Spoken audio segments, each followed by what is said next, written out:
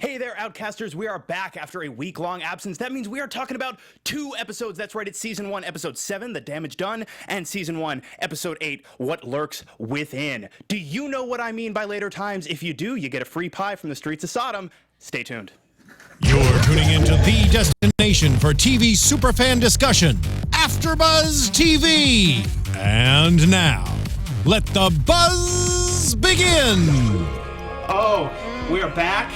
Yeah. It feels so nice. Does it? I feel this Is wonderful. it not terrifying and horrible? It is. No, the show is very frightening. The pulse quickens, but being back here on the panel with you guys Okay, that's nice. brings warm feelings of security into my soul. Hi, welcome back. I'm Lex Michael. I'm all over social media at the Lex Michael, and I am back here with Lacretia Lyon, and you guys can always find me at LACRETIALYON anywhere on the internet, since there is only one. Just one. Hi guys, I'm Joelle Monique, and you can find me everywhere at Joelle Monique. Hey guys, I'm Abby Vega. You can find me at _Abby Vega. So. Hey guys! Hi! So as I'm sure you who are listening at home, listening and or watching, we were absent last week. Most of us were at San Diego Comic-Con because we're big ol' nerds. I don't think I'd be way out of line in suggesting that it's possible that if you're watching and listening to us, that you may yourself be a big ol' nerd. Which means I think you're exactly who I'm talking to. I want to talk to you really quickly about our sponsor. Our sponsor is Loot Crate, and we were just at Comic-Con. Loot Crate is a little bit like your very own Comic-Con that comes to your house once a month. With Loot Crate, you get collectibles, apparel, and more from your favorite pop culture franchises delivered right to your door every single month. I mean, we're talking a new t-shirt in every crate, figures, comics, stuff for your kitchen, a wide range of exclusive items you can't get anywhere else, from fan-favorite franchises like Harry Potter, Marvel Comics, Fallout, Star Wars, and so much more, and you can get...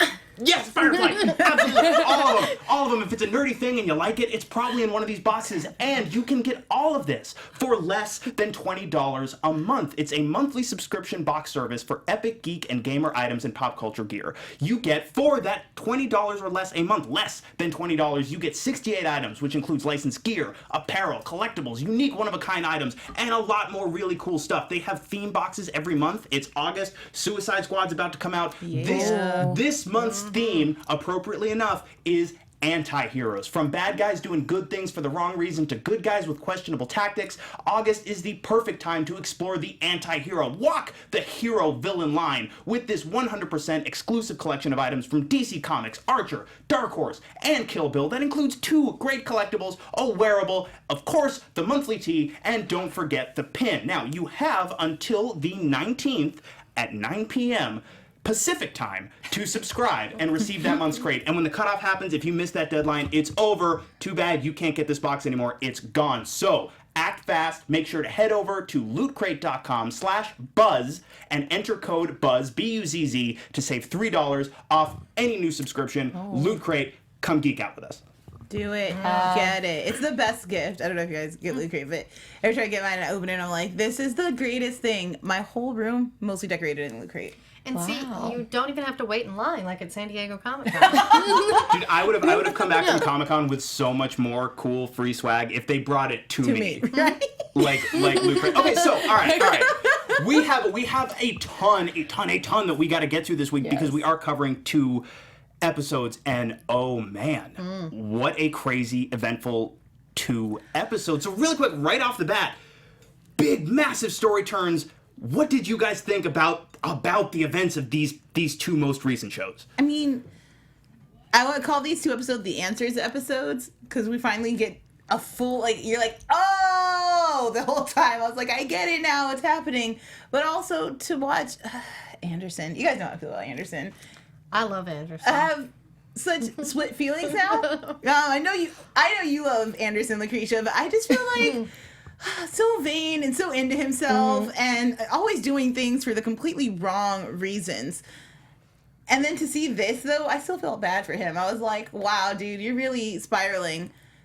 But then is he the crazy guy with all the right answers no one's listening to? It feels that way. He's Chicken Little. The sky's falling. So we're going to talk about all of it, I think, So as one big amorphous blob of happenings. I kept coming back to, especially when you get to the end of episode 8, I kept coming back to what Sydney said to Mildred a couple episodes ago about how he was going to take care of Anderson because he knows how Anderson thinks.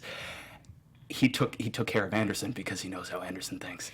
I mean, he certainly put him in a place that he could not easily recover from. And as pride is his biggest sin, to prey on that, his, visual aesthetic, then to take away his flock, and then to, the only person who kind of does believe in him is now like, what's wrong with you, bro? Like, I'm starting to question what it is we're doing here. He definitely did a number on Anderson.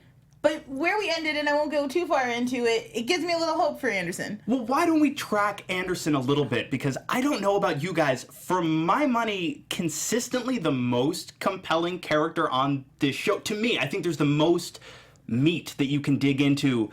And see, as soon as I said meat, though, I got the mental image of the pentagram, and I immediately regret giving myself that visual. But there is so much to dig into there, and we see how his best intentions, his commitment to this fight, and he's not wrong either. That's the thing, is Anderson is seeing all this evil. He's trying to warn everybody about all this evil that is present, and he's 100% correct. But it is how focused he is on getting everybody else to see it and fighting it and stopping it, et cetera, et cetera, et cetera. Well, and his desire to keep himself at the center of it. Yeah. His complete and total need to control the fact that he is like, they need to know it, but they have to know it from me, not from a non-believer like Kyle. Yes. They need to know it, but they need to come to my church in order to hear it. There's no bending or flexing in his way of presenting this information, and it's causing him to go mad, and it's frustrating as a viewer when you're like, get it together, Anderson, you're so close.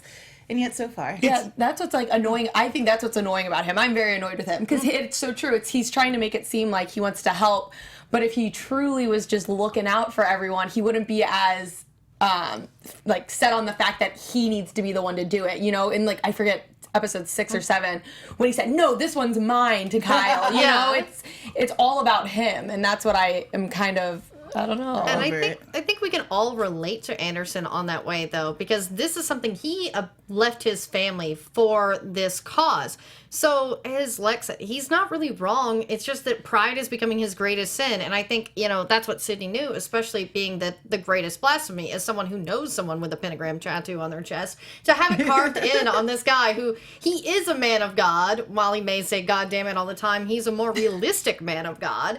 And the fact to just has branded him as a kook now. Mm-hmm. And I think that's his whole intention, was Sydney to make him seem so insane, and he's doing this to himself to discredit him, like most heroes that have come out, whether you're into comics or just history. It's funny, I'm over here giggling quietly to myself because I agree wholeheartedly with everything that you just said, but the very first thing that you led with reminds me of this very specific exchange from, of all things, The Big Lebowski, and I hear the Reverend and Kyle in my head, and Reverend's going, "Am I wrong, Kyle? Am I wrong?" And Kyle goes, "You're not wrong, Reverend, you're just an asshole." And that seems to be what's happening. It's exactly what you guys are saying. He's right, but there seems to be this line that he's not doing a real great job treading between, I'm doing this because it's the right thing to do, and I'm doing this because I gave up my family for this fight, and I gave up my life for this fight. I did it. You all need to recognize that what I sacrificed and I was right, and that what I'm doing, et cetera, et cetera, et cetera. It's like, dude. He's a millennial. I mean, and people know we would not claim Anderson. And especially when he's talking to Kyle about, his next plan, he was like, I'll have him packet it in, and you're just like, sir, this is someone's life. People go into comas when you guys help. It's dangerous, and your flippancy with other people in this situation and your inability to see, I guess what's frustrating for me is, look, if you're gonna be a reverend, isn't your first passion, your first purpose, the people? Ideally, but there's much money to be made in the church. Right, exactly. For him to just be so cavalier with the fact that, they are possibly doing more harm than good. Kyle mentions that in episode 6. He's like, I don't know what I'm doing anymore. People aren't getting better. He's like, it's better that they're them than these people. Is it? Yeah. Who are you to say? We don't ask. We just charge into these people's homes and make demands that you come back. It's just silliness, and need him to evolve into whatever next step is for him. What I love is you specifically used the word plan just now, and it's two things. One, planning doesn't really seem to be Anderson's forte. No, he's a passionate guy. And he keeps doing things that we're gonna. Very next thing I want to hit on is some of the not so smart things that Anderson does in these 2 episodes. But we get to a point in episode 8, I believe, where we finally see, or the way I read it was, we finally see Anderson and Kyle's power dynamic totally flip. Oh yeah. And it's specifically because Anderson is incredibly passionate, and as we keep saying, he's not necessarily wrong. He just can't keep it together.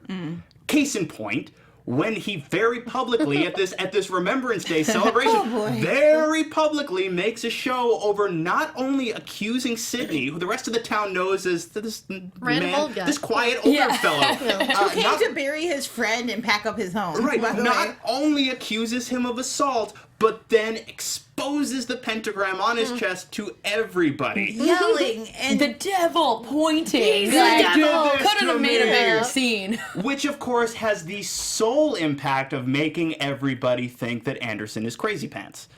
Yeah. Not the most productive course of action. No, and it's kind of interesting because you could see, like, in a lot of genre films where this might be the point where, from another period, where the town would be like, oh no, it's a devil, like, grab your pitchforks. But to see that kind of turn, that all the hate he was hoping would generate towards Sydney, to see it flipped back on him, I was even kind of shocked to see the church bare. Like, not one no one person shows. came. I mean, the guy had a meltdown, but he's also your pastor. Like, I don't know. But the people turn on him. The church itself turns That's on true. him. This is not your house. This is the people of this parish and God's house. I was like, oh, they can't lay that down was the burn. law. Oh, yeah. But again, like, to be fair, on paper, I understand to an extent why they feel like they have to distance themselves from this guy a little bit. Oh, yeah. I would be the first to be like, he's got to go. Well, Yeah. there's the public outburst, but then let's not forget, almost the very next thing that he does is tries to kidnap Ogden's wife. Successfully kidnapped Yeah, her. successfully. So, and again, he's not wrong, but he has so lost sight of the practicalities of fighting this fight in reality, where not everybody is on exactly the same page as you, that he's becoming a liability to their cause, proving Sydney ultimately entirely correct. He's just completely consumed. So much so that he can't stop to ask any questions of people he's been friends with for a long time. Like, he can't confide in the sheriff. He can't confide in the guy he calls his longest time. No, the chief, the fire chief. I can't think of his name. Ogden. Thank you. He can't confide in Ogden, and especially if somebody comes to you and is like, this person has changed, and you've known Ogden, you've played poker with him, like, you guys have an intimate relationship, you don't think to ask, like, have you noticed any changes in your wife? Like, especially as a priest, you have such power, and I think that just goes more to show, like, how consumed he is by needing to make this change. And it's kind of harrowing in a way to see him continue to push and be like, oh no, I'm gonna prove it. It's like, sir, you have so many chips stacked against you, no one is in your corner, and yet to still be that determined. And it kind of leads us to where he ends up when he ends up at his girlfriend's house, and he's like, I didn't know where else to go. Yeah. He didn't really have anywhere else. And I feel she doesn't have the whole story, but now is not the right time to consummate this relationship. No, a lot of issues needs to especially- work out. Well, it creates this. It exacerbates a situation in Patricia's home between her and her son that already that exists. kid. I hate that kid. We're gonna circle around. We're gonna circle around to the King Joffrey of Outcast in a few minutes.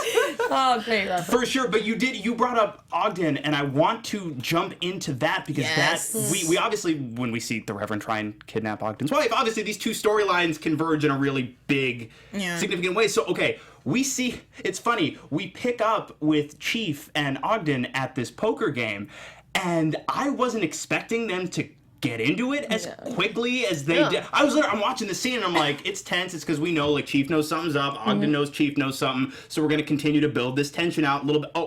We're doing this now? Okay, all right, let's go. And they literally, they come to blows over it.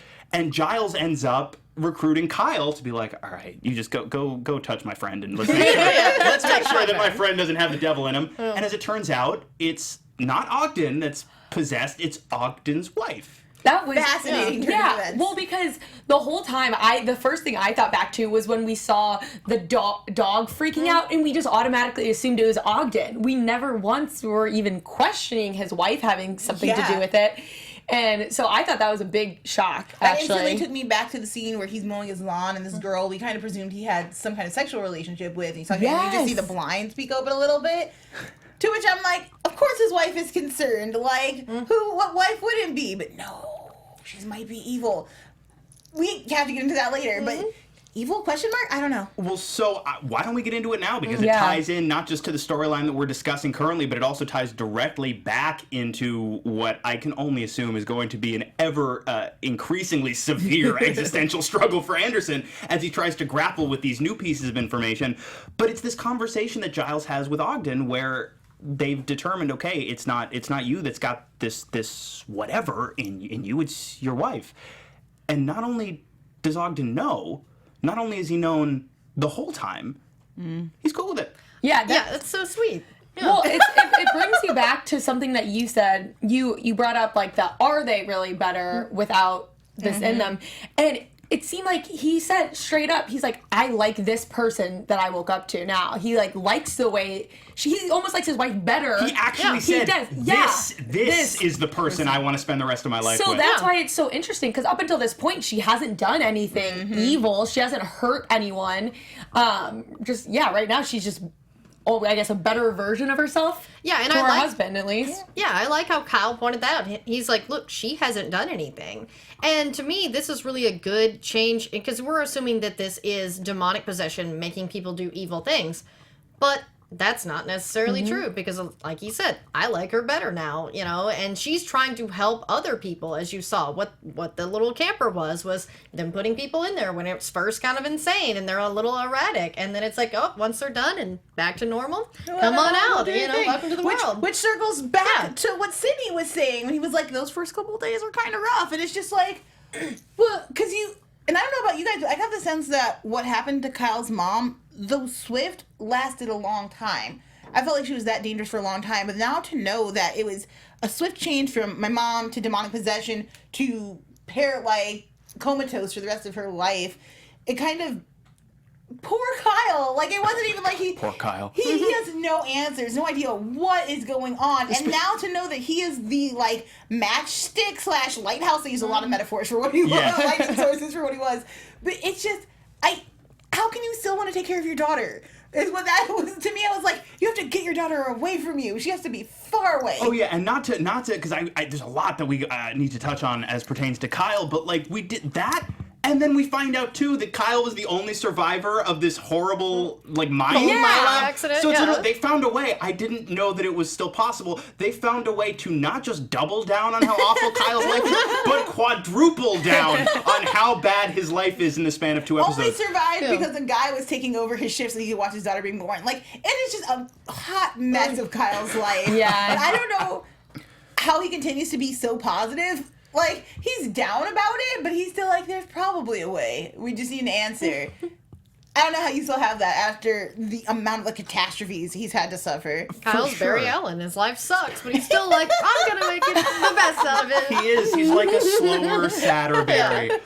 But, like we were talking about, so Ogden is obviously so committed to this idea that this is the best version of the woman that he's married to, that he was helping people transition through that rough patch to get to the other side of it out in that camper in the woods, which is what that camper was for.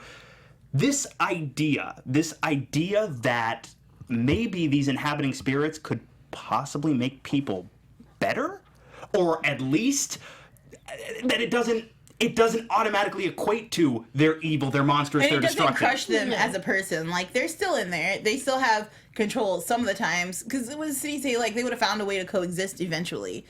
Which was a haunting line to me. Because, like, I don't want to share my body, like, permanently with somebody else. Like, that seems like hell. But you can't expunge it. And then also the level of control seems to vary by whatever this substance is that's entering you. Right. Yeah, because Hikari Tanoa made a good comment about that in the chat here. I like how Sydney's possessed dynamic is that he is the one fighting a monster instead of the other way around. So Sydney's the very next thing, So very messed next up. thing that I want to talk about. But it is this idea, right? This idea that what happens if this thing that we were led to understand is evil, or this, let's refer to it for argument's sake, let's say evil, right?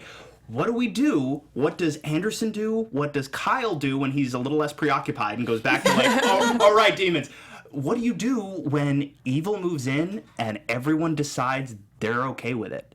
Which is actually, I'm watching these 2 episodes and I'm going, hey, that's a little like what's happening on the national stage right now. For now. That's a little, this is weirdly timely and makes me uncomfortable. But seriously, how do you combat evil when everyone else decides this isn't so bad? But all right. Okay, so we're talking about how it doesn't necessarily make the inhabiting, the host, let's say, doesn't necessarily make the host more evil or more destructive. And Sydney is obviously the most fascinating example of that we've gotten so far. We get a lot of information about who Sydney was, what he did. Kind of, because the first introduction we have is not Sydney. To me, I was sitting there and I was like, this is odd, because I believed that performance. And amazing performance. In watching Sydney, as we know him, standing behind the counter, selling toys, or like handing out toys for tickets to these kids, I was like, this doesn't feel like Sydney in the least. This doesn't even feel like Sydney putting on a performance to convince people. This is an entirely different person. And as I'm watching and we're slowly evolving, and then toward the end when we learn like, oh no, this is a terrible person that Sydney just happened to land in. The fact that you don't get choice either was fascinating to me. Like, you just land where you land. It's just a gamble. This is where he ended up. And then to learn that he can keep that person in control and that he isn't explicitly evil. It's so many new questions and confusion and what are you here for? Like, what do you guys want? Yeah, because to me, it's so interesting because Sydney is a good example of someone who's honestly better, I would say, with the demonic possession because he's no longer a child molester. I definitely think once you stop abducting, molesting, and murdering children, you've leveled up in a sense, I think, for sure. Absolutely. Little victories. Yeah. Yeah. A little bit. For sure. I'll take it. Yeah. Yeah. Yeah. A little bit. Perhaps, maybe. Oh, God. But so we do, okay, so we get all this information, and I wanted to ask you guys, we get Sydney's backstory via these flashbacks. How much of it are we meant to take as gospel? Like, how much of it are we meant to infer? Like, this is actually what happened, and how much of it is... This was something, because we get a lot of this information intercut with the conversation he has with Kyle. We get some of this backstory information. How much of it did you guys read as this is explicitly what happened, and how much of it did you read as this is Sydney telling the story of what happened and possibly bending some of the details? Oh, I didn't even think about that, to be I was gonna say, completely it honest. never even occurs to me to question the narrator, which is why, like, me, Earl, and Dying Girl always gives it. Like, no, why would you lie? You're telling me a story. F. But now that you say it, somebody just mentioned in the chat the quote from Reverend Anderson a couple episodes ago, the devil's a trickster. And I'm like, well, maybe he was. And what a better way to get someone on your side quicker than to be like, I stop people from molesting children. Yeah, that's You're true. a winner. You win in my book. But then that scene at the end makes me question all of that, because the moment when the redhead kid walks in and he's like, his hand is shaking and it seems like he's trying to internally pull something back, makes me believe that if it isn't all true, at least a good portion of it was. Sure. Yeah. I don't have a hard time buying that the host for Sydney, and by the way, is Sydney the host's name or is Sydney the demon's name? I know. Ooh, I think they take, it sounds like they keep their names. The Yeah, I names think of the so. hosts they land Well, into. when Mildred was talking about it, it sounded like it could possibly go either, I couldn't tell. It sounded like Mildred was maybe a name she picked for herself. That was a confusing moment. But it sounded like it could go either way, Yeah. which is specifically why I'm like, was Sydney his name, or did he just go, I feel like a Sydney today? This is where I'm at. I don't know. Does his badge say I remember him wearing a name tag, but I remember trying to read it. We'll have to go back and watch and see if there are some clues if he's Sydney before. Yeah, but so I have no problem buying that Sydney was, in his previous iteration, this horrific monster, if only because it just adds so much really interesting thematic meat to this story. Meat again with the pentagram. Stop it. Lex, stop with the meat. Awful. But it adds so much complexity to this story that I really, really enjoy, and it makes this relationship he has with Patricia's son, whose name I believe is Aaron, this angry, weird, twisted little red hair boy, that much more tense, because this can go so many different ways, one of which being he could still like kill and molest the They boy. do coexist. We know that now, so it's very possible. I get that vibe.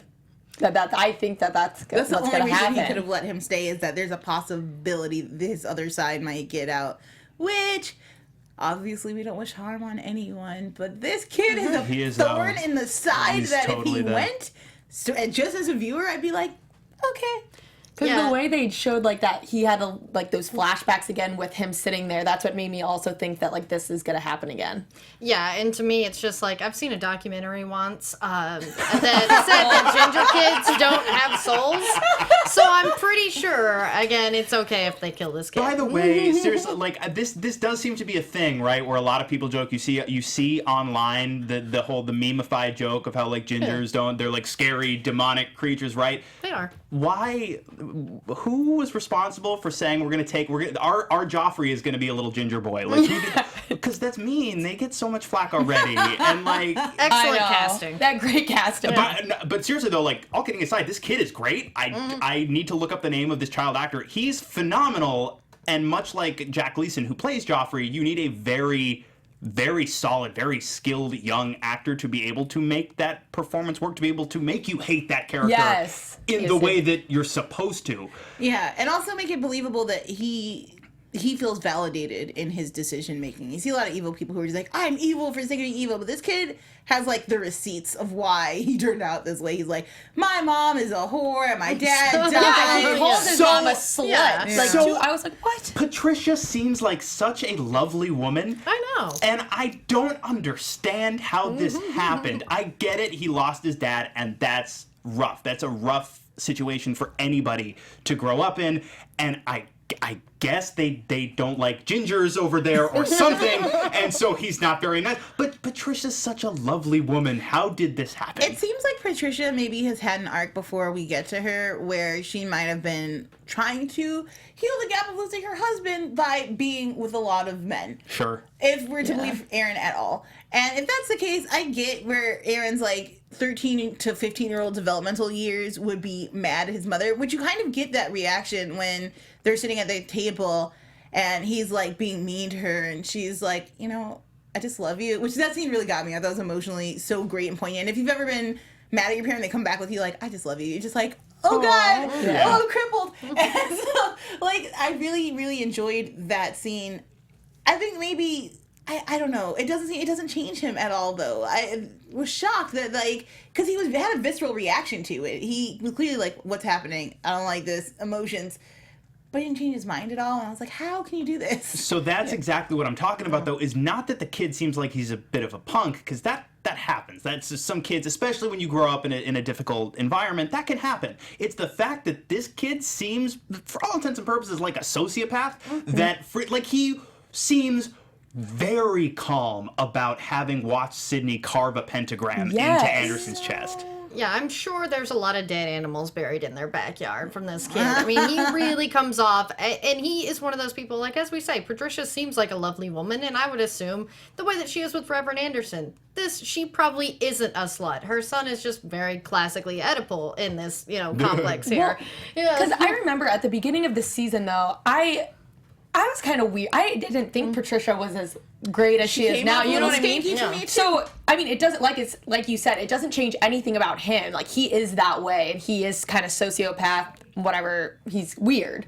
But I do definitely think that there is more to Patricia that we didn't really fully see. For sure. Because definitely at the beginning, we saw her trying to kind of cozy up to the Reverend and kind of doing little things. So I'm sure she went through this whole maybe slutty phase, but that doesn't give you the permission to call your mom a slut and treat her like that. I get like very devil worshipy feels like goth kid from this kid, which is... Well, yeah, he's going and he's drawing the pentagrams on the statue, and he's joining up with this dude who he doesn't necessarily know is the devil, but he definitely knows is at least down with the devil because he's carving pentagrams into people. I'm like, would you go into someone's house that you saw carving someone? I'm like, what? That's the dumbest thing I've ever seen, kid. Yeah, and to me, Couldn't even think of the words to say. it's fun to note that the pentagram that he painted on the statue was a statue to remember his dead father. And that actually makes it darker. Yeah, he's a freak. Yeah. They're very distressing layers. Is Aaron looking for a strong father figure? Is that what this is? Is he like, I need a strong man in my life to help me grow into, like, the demon I'm supposed to be? He's well on his way. He's going to do great. Well, and that's the thing. It's also, this kid is not being passive in his dickishness either. He's the one, he lies and says that Anderson carved the pentagram on himself. He's the reason why. Like, Giles knows something's up, and he takes Sydney in because he knows, even though Anderson may be a bit of an asshole, he's not completely wrong, and he also knows Anderson enough that he knows you probably didn't carve that into your own chest. I feel like there's not a medical examiner in town who could be like, from this angle, you could not have carved this into your chest. I want him to not have to take that. Small West Virginia town, small, probably underfunded police department. It's like an hour away by plane. Like, we've got this, guys. We can save it. Can you imagine that phone call though? Like, yeah, we need you to fly somebody in. Why? What happened? Well, the devil may have carved a pentagram into the chest of the priest, and everybody thinks the priest did it. I'm pretty sure it was the devil, though, so could you come here and, like, maybe suss this out for us? But, so he locks Sydney up, and that's where you get that conversation, the Dark Knight conversation between Sydney and Kyle. But it is Aaron lying about what he saw that gets Sydney released, and he says, like, "Hey, I'm your little dude. I'm your little ginger helper." Yeah, the way he said that, like, he thought Sydney was gonna be so excited, and he wasn't. He's like, "I'm the one who got you out of there." It's like, what? This kid.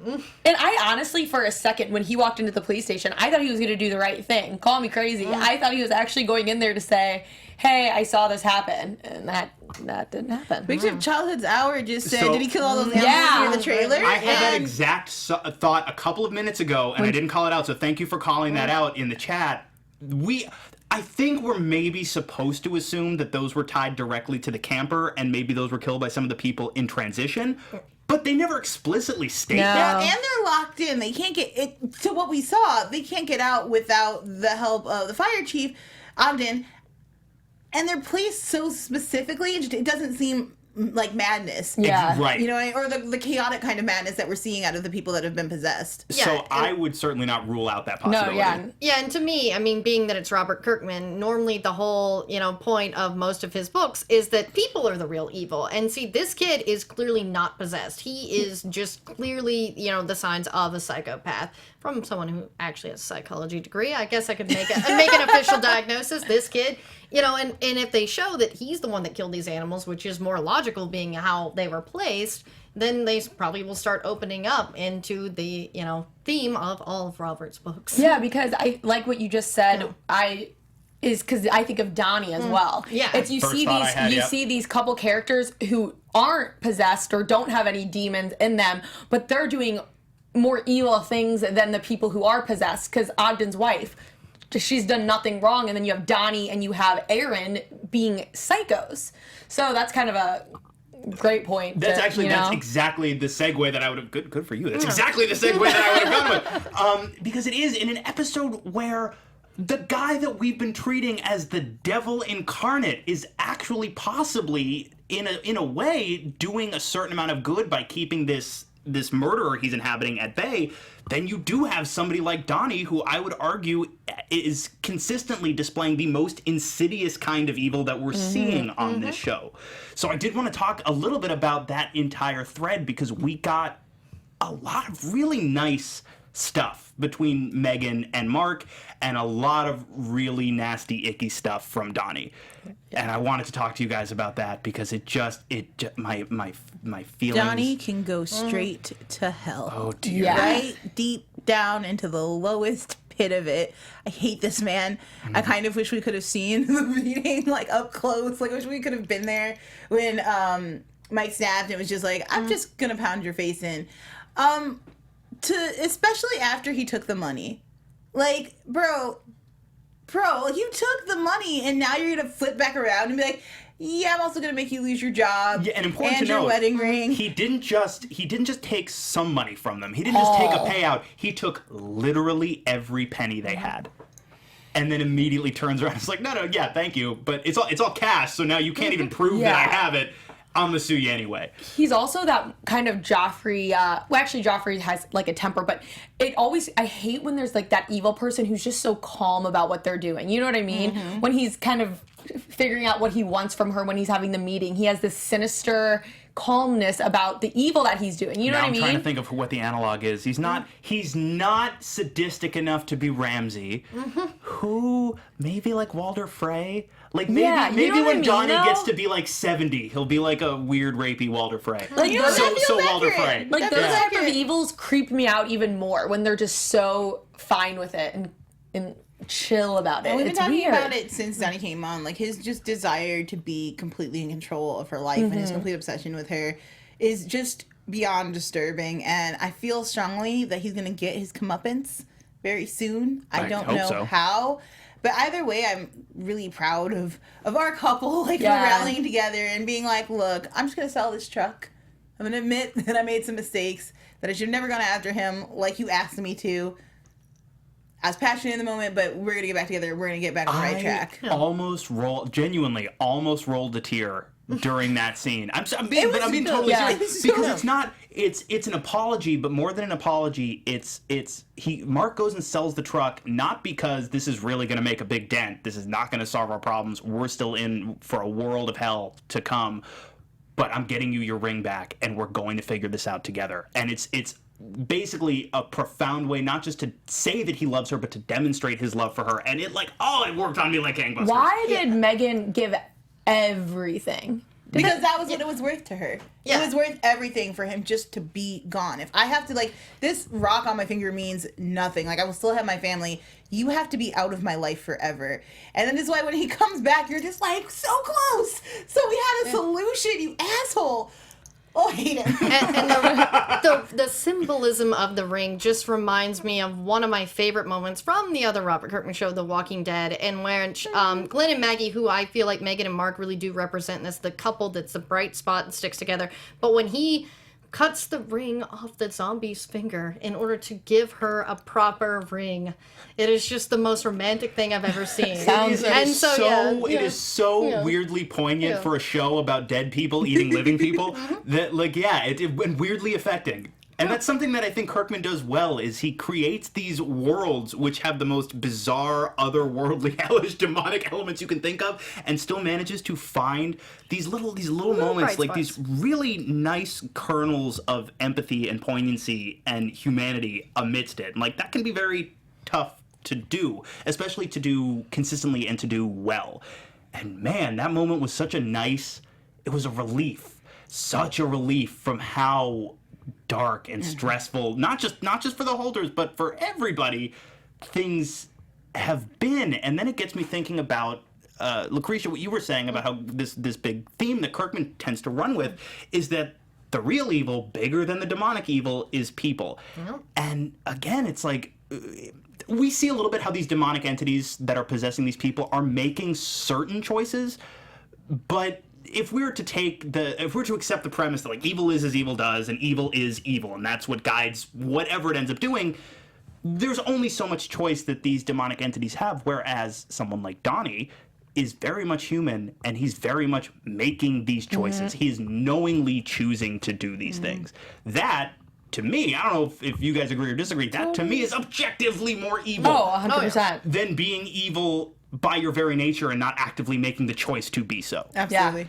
Yeah, that guy's a jerk. Yeah, I look forward to his bloody and untimely demise. As I hope it will be. I wanted to circle back to Ogden's wife and the conversation she has with Reverend Anderson when he's first kidnapped her. And she says this. Jesus is coming. Everybody look busy. Right. First of all, amazing line. I almost lost everything at that point. It's so great. But I like the ideas that she was bringing up to him of like, you're kind of focusing on the negative here. Like, isn't your big man coming back? Like, isn't Jesus coming? And if you're so upset about this, is it because you don't believe? Yeah. And it makes that moment when Kyle says to Anderson, you know, if he is up there, he's laughing at you. And Anderson just completely loses his shit after that. It brings that moment right to the surface, and it's very poignant. Like, Anderson doesn't believe, like, he gave up everything for something he's not 100% sure he believes in. Yep. I don't know what to do for Anderson. Like, I can't even imagine being this torn up inside, being this untethered to anything. Like, you don't have any friends, you don't have any family, you don't have your faith. He's just out there free floating, and I'm really excited in these last 2 episodes, and the previews we got were obviously going to be way more action-packed coming up. We've done a lot of talking these past 2 episodes. I don't know where he goes. Like, he's a madman on the loose. Like, what is it? You've already kidnapped someone. Like, do you accidentally kill someone? Like, what happens next? But so to your point, right? We leave Anderson off at the end of episode 8, going the only place he can think of to go, which is to Patricia. That's his port in a storm, as it were. That's the one anchor he's got, because you see, like, he and Kyle even literally come to blows. It's like, it's not like he can even go to Kyle right now. He goes to the one place he can, and of course now her son is in Sydney's back pocket. And that's one of 2 reasons I can conceive of Sydney keeping this boy around. One is he's actively fighting with the part of him that is his host that wants to, like, molest and kill the boy. The other part is, well, knowing who his mom is romantically involved in, this is basically a hand grenade that I can throw at Reverend Anderson almost whenever I want. These poor people. Speaking of poor people, there's a lot that happened to and around Kyle that we have not even scratched yet. Okay. Yeah. So Kyle gets left, and now he's got his daughter, which I still feel strongly that I'm like, get away from You've been described as being the thing that guides them into the world. You make it easier for them. That means you've made your daughter an easy target, and pretty much anyone you hang out with regularly. I kind of want him just to attach himself the hip to Reverend Anderson, be like, look, I know you don't like me. I don't like you much right now either, but in order to keep people safe, we have to be together. You obviously can't be around people. You're dangerous. I'm clearly a danger. I don't know why that's not his first concern. To me, it just seems like Amber is more like Kyle, because she seems to be very aware of what's going on. Is she special? Yeah. Because she touches her grandmother, and it feels in that moment like something is like the spark of God kind of picture, just the tap of her finger. I'm like, are we having an ET moment? Is something magical gonna happen? I don't want to traipse too far into predictions quite yet, but I figured it was about 50-50 that either she was somehow possessed or she was somehow like Kyle in that sense. I got the vibe that she was somewhat more like Kyle. Yeah, and I feel like he saw that when he's talking to her and she tells him about what happened with her mom and everything, I feel like they had this connection that they're one and the same, and that's why he doesn't seem as concerned. Because he's like, she's like me, she'll be fine. There was like a shift that was really subtle. Yeah, and so we get all of this business with Allison starting to regain these memories of what was going on while she was possessed, and which like it really makes me, more than anything else that's happened, that made me feel for Allison a great deal, because we've gotten, and you understand why, we were already given the information to understand why, but she's been thus far pretty distant, pretty cold, pretty closed off.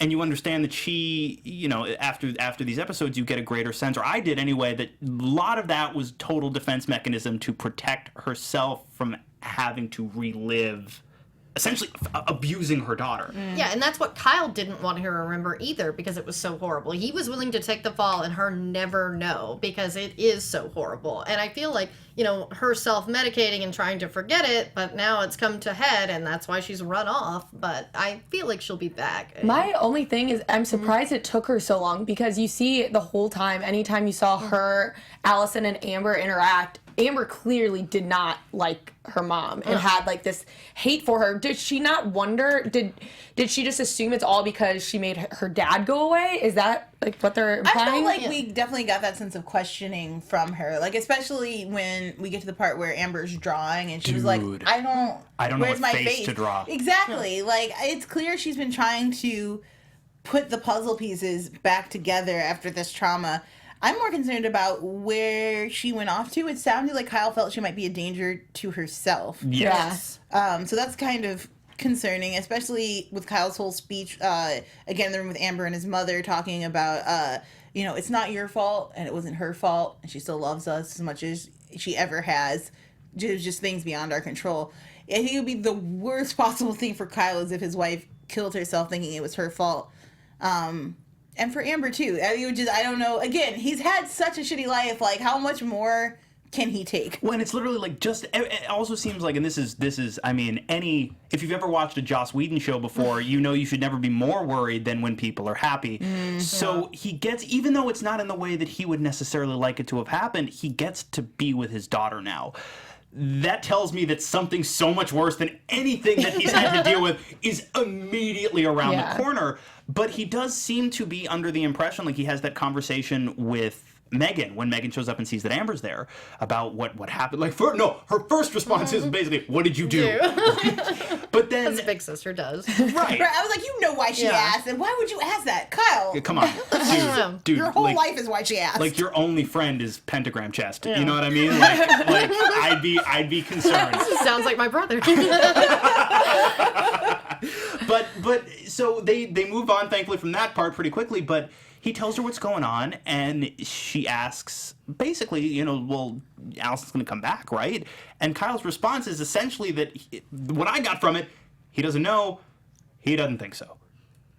So, I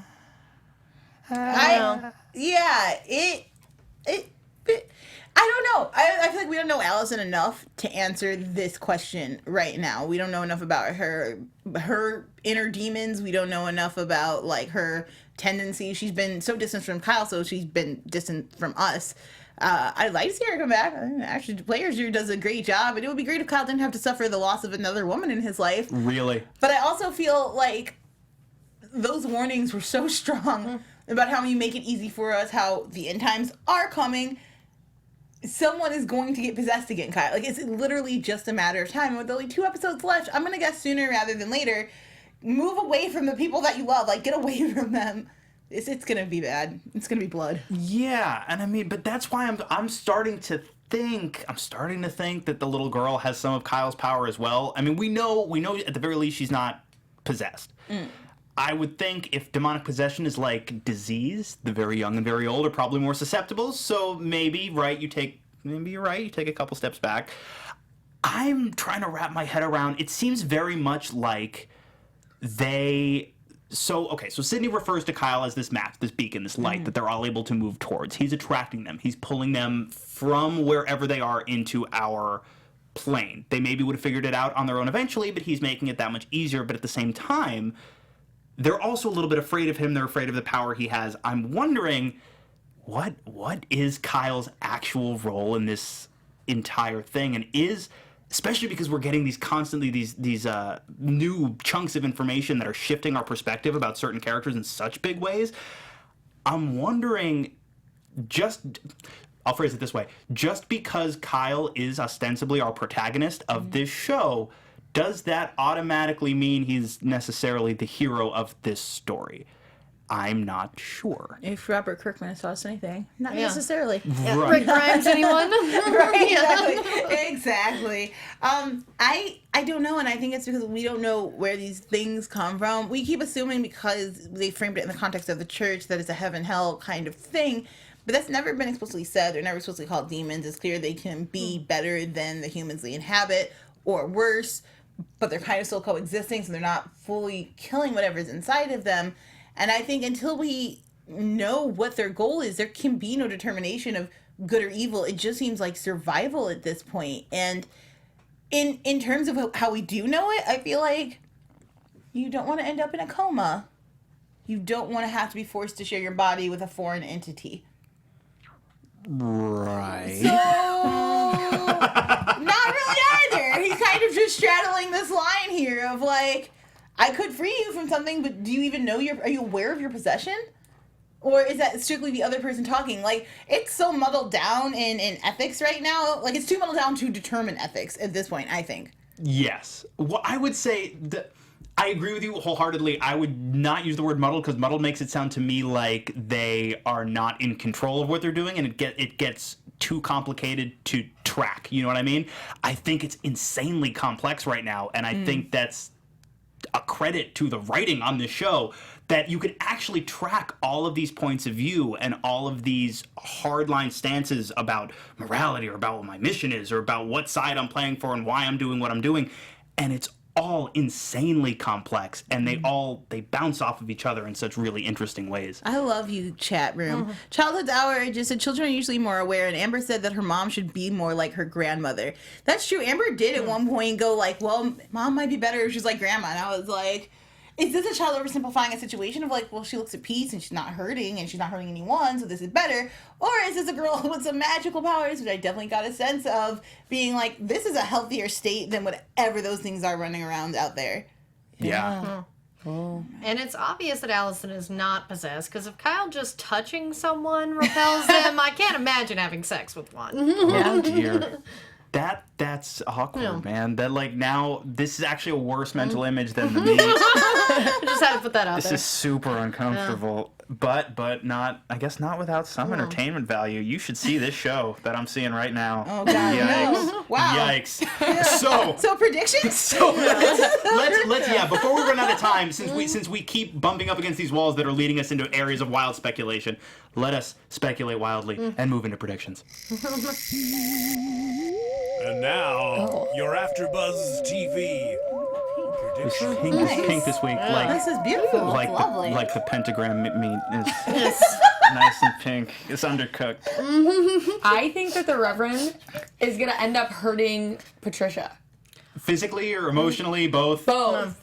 I don't know why. I feel like now, because I feel like that's all he's gonna be around, and I feel like just some big blow up's gonna happen there. And then I also think that moment with Amber and Kyle's mom is like really significant, and I don't know what exactly it's gonna be, but I think they showed that for a reason, and I think Kyle's mom's gonna maybe come more into play. Even though pregnant with she's a demon baby. You know what I mean though, because I feel like they showed it for a reason. I don't know. It could be mainly just for Amber, the sake of what's gonna happen with Amber, but I get the vibe we might see her more. I don't know. My head's all over the place. I don't said know what's before, happening. I will say it again. Some woman in Kyle's life is about to be possessed. There are 3 it could be. We've got Amber, we've got a sister, we've got a sister's kid.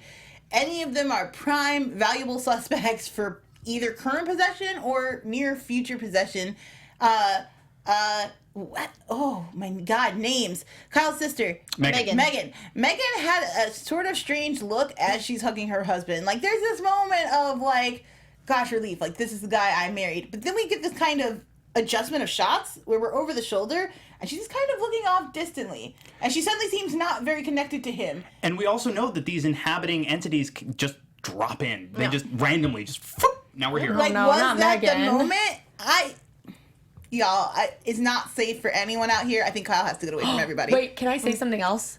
Because that Yes. thinking of it. Please do. Okay, so because you thinking like if Megan gets possessed, I think that if Megan gets possessed, you know how you're like crazy at first, maybe she's gonna go off and like Donnie. Done. Hopefully I would it's love to Donnie. see When that, she though. had that moment where she goes, "It's never going to end," I kind of got the vibes that she might kill him. But I don't think Megan herself would do that to her family. But if she is possessed or has But someone, if you remember, she had the gun in her purse Yeah. a couple episodes ago. She's thought about it. yeah, I do think that there's an argument to be made for the idea that if you go into that complete darkness on your own, it might open you up for something like that, Yeah. that entity to come be like, hey, this looks like a nice neighborhood, and then Yeah. they're there.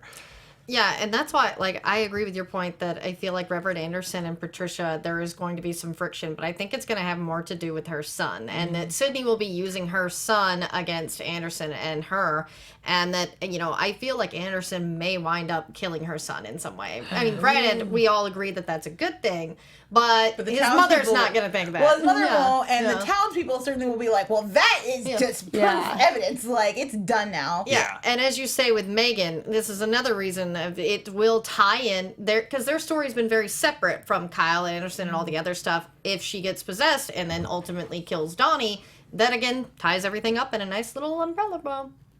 Yeah, so I'm committing to this idea now that I think the two characters, Anderson and Kyle, that we were set up to treat as our heroes, I think are ultimately going to be just as damaging and destructive as these characters that we have been trained to view as our villains. We're seeing it with Anderson already, and yes, Sydney's the one who's ultimately manipulating a lot of these pieces moving around, but we've seen Anderson be pretty complicit so far in his own undoing.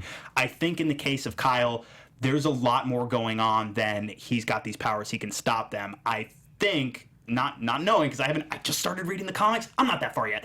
I think there's a chance that these powers that he has, this reality that he is a beacon, might make him very, very dangerous, and it might end up being a situation where we can't stop this without essentially snuffing out that flame, as it were. The other thing that I want to touch on, not that I think will necessarily happen, but that I now really, really want to happen.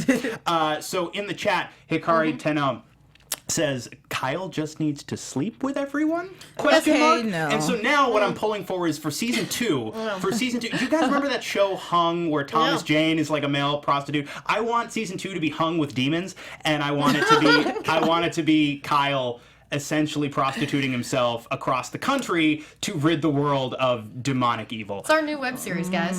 Hung with demons.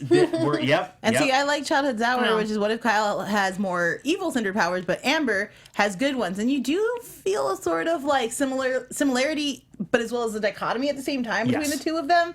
So it'll be interesting. Yes. There is the scene where Kyle is talking to Amber, and they're having that conversation about, you know, where'd mom go? Does mom still love us? Whatever. The way that conversation was structured and the content of that conversation made it feel very much like Kyle's got this burden on him, and it's something that's going to be passed from father to daughter. Whether that means that Kyle himself will actually have to be dispatched, as I'm starting to think. I can see that too when you said that. As I'm starting to think may in fact be the case, that remains to be seen, but it definitely seems like this is something that Amber may have to contend with herself in the future. Yeah, Absolutely. I think so too. So, that's a lot to Yes. digest and like let sit and ruminate on until next week. And that's going to wrap up our conversation of these 2 episodes, but before we dip out, there is something else that we wanted to exciting! tease. Yes. I think, Joelle, I think I'm gonna let you take this. Really? Oh, yeah, that's I think I'm gonna let you. exciting.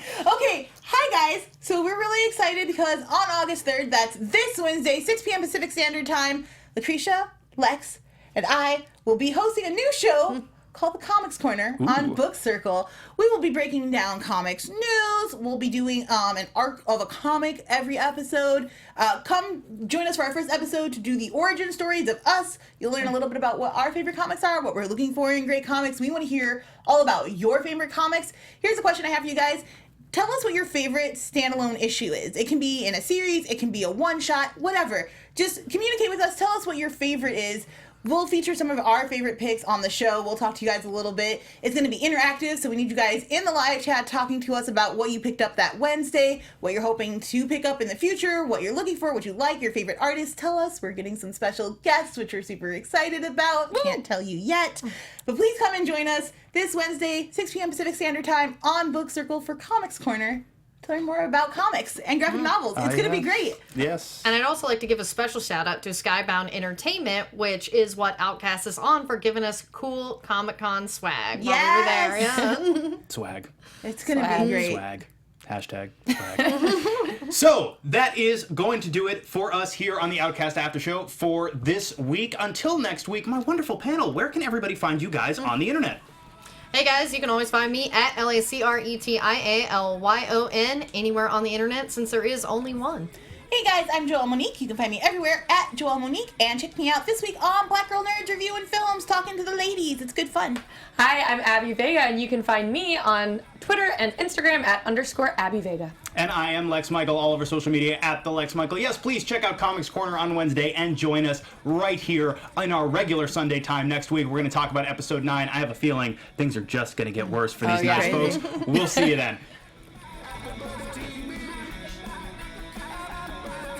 From executive producers Maria Menounos, Kevin Undergaro, Phil Svitek, and the entire AfterBuzz TV staff, we would like to thank you for listening to the AfterBuzz TV network.